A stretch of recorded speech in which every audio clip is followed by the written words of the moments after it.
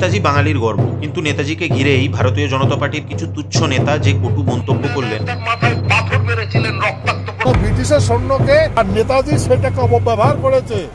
প্রথম ঘটনায় বিজেপি নেতা শ্রমিক ভট্টাচার্য দাবি করেন 1937 থেকে 1939 সালে পূর্ববঙ্গে হিন্দুদের ওপর নির্যাতনের সময় শ্যামাপ্রসাদ মুখোপাধ্যায় নাকি নেতাজি সুভাষচন্দ্র বসু ও শরৎচন্দ্র বসুকে প্রতিবাদে মুখ খুলতে অনুরোধ করেছিলেন, কিন্তু তারা নাকি সাড়া দেন।